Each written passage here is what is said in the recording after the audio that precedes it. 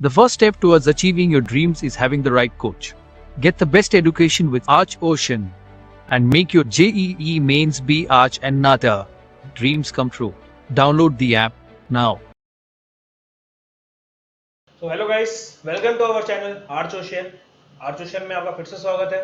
तो आज मैं दोबारा यहाँ पे आपके साथ कनेक्ट हुआ हूँ ये बताने के लिए कि यार हमारा जेई का मेन पेपर बहुत पास आ रहा है। तो उसके लिए कुछ टिप्स और ट्रिक्स, मतलब कि क्या आपको जेई जेई के पेपर में करना चाहिए और क्या चीज़ें नहीं करनी चाहिए जो अधिकतर बच्चे करके आते हैं और उनके अपने नेगेटिव मार्किंग करवाते हैं। सिंपल सा। तो हमारा जो जेई का पेपर है वो इस बार आपको डेट पता है, डेट आ गई है 12 अप्रैल को हमारा जेई का बीआर वाला पेपर है। वैसे तो हमारा पेपर जल्दी शुरू हो जाएंगे, लेकिन जो हम बीआर के बारे में बात कर रहे हैं तो 12 अप्रैल को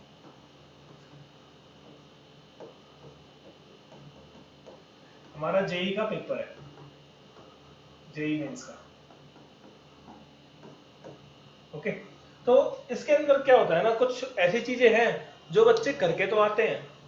आप जैसे कि मैथ में बच्चे ने 20 क्वेश्चन अटेम्प्ट किए, 20 में से 10 गलत हो गए। वो कहता है सर 10 सही तो है, लेकिन ये जो 10 गलत है उसके नेगेटिव मार्किंग तो लगी है ना। आप एक जनरल सी चीज समझो, मैं खाली मैथ की बात नहीं कर रहा, मैं यहाँ पे एप्टीट्यूड सेक्शन की बात कर रहा हूँ आपकी।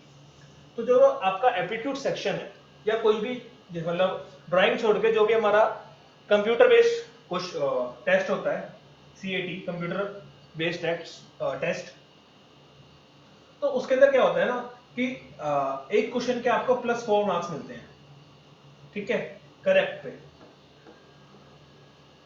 लेकिन इनकरेक्ट पे कितने मिलते हैं? -1। वहीं पे जो दूसरे पेपर है ना, आर्किटेक्चर के लिए से नाटा, उसके अंदर नेगेटिव मार्किंग नहीं होती है, लेकिन यहाँ पे हमारी नेगेटिव मार्किंग भी होती है, जिसकी वजह से बाई चांस हमारे 25 क्वेश्चन हमें अटेम्प्ट करने हैं मैथ पोर्शन के अंदर, ठीक है।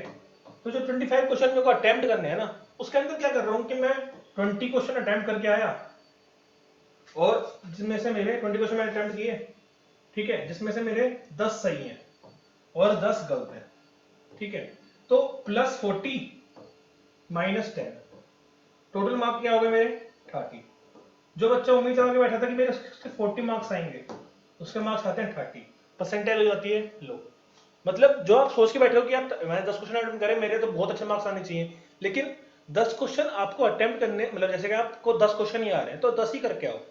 कहने का मतलब है कि गलत क्वेश्चन आपको अटेम्प्ट नहीं करने, जो आपको थोड़ा सा भी डाउट है छोड़ दो, बेटर है, ठीक है। ऐसी सेम एप्टीट्यूड सेक्शन के लिए भी है, ठीक है। अब उसके बाद मैथ के अंदर हमारे पास दो पोर्शन है इस बार, एक मेरा मल्टीपल चॉइस क्वेश्चन एमसीक्यूज, एक मेरा न्यूमेरिकल टाइप क्वेश्चन, ठीक है, न्यूमेरिकल एप्टीट्यूड्स टेस्ट बोलते हैं बेसिकली उसको। तो एनईटी टाइप क्वेश्चंस होते हैं जो, तो इसके अंदर तो हमारा 20 क्वेश्चंस आते हैं जो कि आपको सारे अटेम्प्ट करने होते हैं। इसके अंदर आपके 10 क्वेश्चन आते हैं जिसमें से आपको चॉइस दी होती है कि कोई भी आप 5 कर सकते हो, एनी 5, ठीक है। तो मोस्टली इनमें क्या होता है कि एनएटी के अंदर ना नेगेटिव मार्किंग नहीं होती है। मेनली आप पेपर देखोगे तो न्यूमेरिकल बेस्ड जो क्वेश्चंस होते हैं उसमें नेगेटिव मार्किंग नहीं होती है। अगर मैं यहाँ पे मास्टर्स वाले गेट की बात करूँ, जीएटी एग्जाम होता है मास्टर्स के लिए, तो उसके अंदर भी एनएटी के अंदर नेगेटिव मार्किंग नहीं है, बट जेई मेंस के अंदर नेगेटिव मार्किंग इसके अंदर भी इंक्लूड है, ठीक है। तो आपको ऐसा नहीं कि यार इसमें से 5 के 5 तो इसमें से करके ही आने, इसमें भी वो क्वेश्चन अटेम्प्ट करने जो आपको आते होंगे। तो ये तो हो गई मेरे मैथ सेक्शन की बात जो कि आपको अटेम्प्ट करने हैं। अब आगे आगे यह कि यार कुछ क्वेश्चंस ऐसे होते हैं जिसके अंदर ना मल्टीप्लीकेशन के अंदर आप बहुत ज्यादा टाइम लगा देते हो। मल्टीप्लीकेशन लाइक मैं एक कॉम्बिनेशन लेके चलता हूँ, ठीक है। मैं एक कॉम्बिनेशन लेके चल रहा हूँ कि 12C7, ठीक है। 12C7 अगर इसका एक्सपेंशन करूंगा तो मेरे पास क्या आएगा, 12 factorial upon 7 factorial into 5 factorial, यही आएगा। इसको अगर मैं ओपन करूंगा तो मैं लिख सकता हूँ 12 into 11 into 10 into 9 into 8 into 7 factorial upon 7 factorial into 5 4 3 2 1, cancel out करो, ठीक है। अब क्या करते हैं ना बच्चे कि यार इसको ना पूरा पूरा मल्टीप्लाई करेंगे, फिर इसको मल्टीप्लाई करेंगे, फिर डिवाइड में लेंगे। नहीं करना, आपको एक ही खत्म करना है।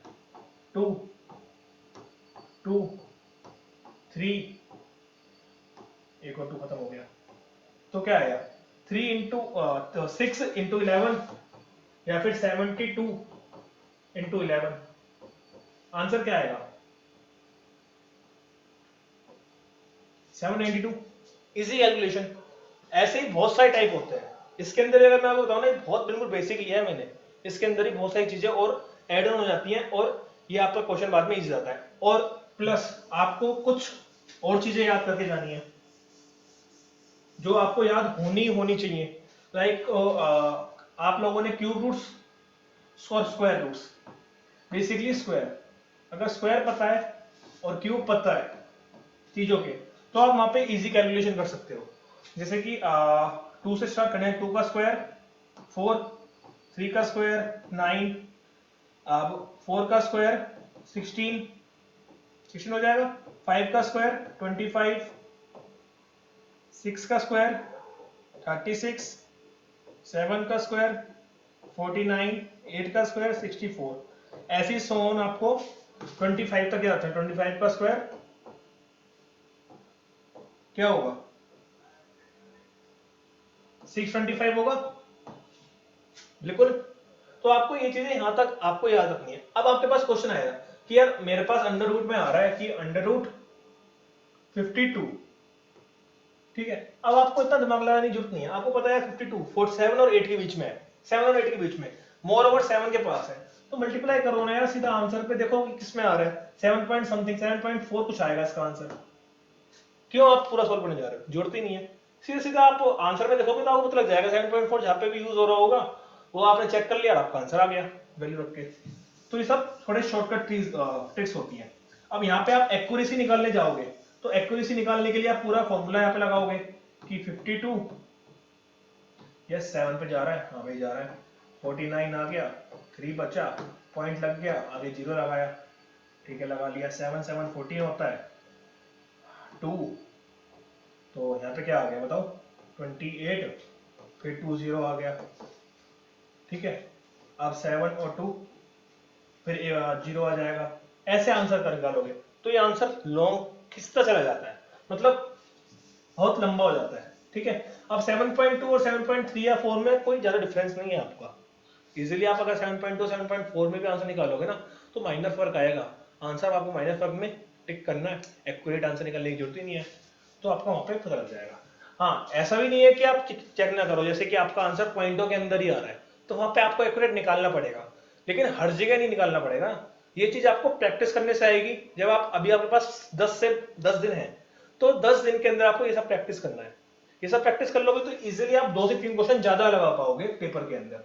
ऐसी सेम क्यूब रूट्स के अंदर करना है, तो क्यूब रूट क्या हो जाएगा, 2 का क्यूब कितना होता है 8, 3 का क्यूब 27, 4 का क्यूब 64, 5 का क्यूब 125, यही होते हैं। ऐसी सोन आगे चलता रहेगा मेरा, 20 का क्यूब 8000, यही होगा। तो ऐसे यहाँ पर भी हम क्यूब रूट के अंदर देखेंगे कि 4 और 64 और 125 के बीच में जो भी आ रहा होगा 4 और 5 के बीच में आएगा मेरा, सो उस हिसाब से हम इसको सॉल्व कर लेंगे, ठीक है। एक बार 4 से वैल्यू निकाल लेंगे, और 5 से वैल्यू निकाल लेंगे, कैलकुलेशन को इजी करने के लिए उनके बीच में जो भी आंसर आ रहा होगा तो टिक कर देंगे, आंसर मेरा सही जाएगा, ठीक है। अब ये तो हो गई मेरी मैथ सेक्शन की बात, मतलब मेन ओवर। बच्चे कहते हैं सर टाइम नहीं मिला, 2 क्वेश्चन नहीं कर पाए। क्यों कर पाए यार 2 क्वेश्चन, आपके पास टाइम तो ऐसा तो नहीं है ना कि सारे बच्चे ही 2 क्वेश्चन कर पाए। बहुत सारे बच्चे हैं जो पूरा मैथ्स का पेपर करके आ रहे हैं, ड्राइंग में भी अच्छे क्वेश्चंस आ रहे हैं और एप्टीट्यूड में भी उनका 99 परसेंटाइल है, तो वो कहाँ से टाइम निकाल रहे हैं। ये सब टाइम आपको इन्हीं ट्रिक्स से वो कैलकुलेशन में टाइम बचाते हैं, प्लस ड्राइंग के अंदर वो एलिमेंट्स यूज करते हैं जो जिसमें थोड़ी डिटेलिंग कम करनी पड़े और अच्छे भी लगे, ठीक है। ठीक है, तो वो सारी चीजें आपको क्लास के अंदर जब आपके ड्राइंग सेक्शन होगा, जब आपको आप एक कोर्स सिखा रहा है तो उसको अगर कोर्स को आप लेते हो तो वो सारी चीजें आपको उसमें बताई जाएगी, जिसमें अभी रिसेंटली आपने वीडियो देखी होंगी तो उसके अंदर आपको तो अभी आर्ट्स ओशन ने एक कोर्स भी लॉन्च किया है, जैसा कि आप साइड में देख भी पा रहे होगे। तो ये कोर्स सिर्फ 10 दिन के लिए है। इसके अंदर आपको ये ट्रिक्स ही बताई जाएंगी कि आपको क्वेश्चन कैसे सॉल्व करने हैं, वहां पे कैसे मैक्सिमाइज क्वेश्चन आप सोल्व कर सकते हो, ताकि आपके जो मार्क्स हैं वो और अच्छे हो पाए। क्योंकि फर्स्ट अटेम्प्ट में हमने देखा था ना कि यार बच्चे बोल रहे थे कि हम क्वेश्चन सोल्व ही नहीं कर पाए सर, टाइम ही नहीं मिला, ड्राइंग में ज्यादा टाइम लग गया सर, मैथ में 2 क्वेश्चन कर रहे थे उसमें आधा घंटा लग गया। तो वो चीज यहाँ पे हो नहीं पाई, क्योंकि अगर मैं टाइम के हिसाब से बोलूं तो मैथ के एक क्वेश्चन को करने के लिए आपको मैक्सिमम 2 to 3 मिनट्स मिलते हैं। कोई कोई क्वेश्चन होता है 1 मिनट में भी हो जाता है, कोई कोई क्वेश्चन होता है 4 मिनट भी लग जाते हैं। तो एक एवरेज निकालते हैं ना, तो 2 से 3 मिनट ही हमें मिलते हैं एक क्वेश्चन को सॉल्व करने के लिए।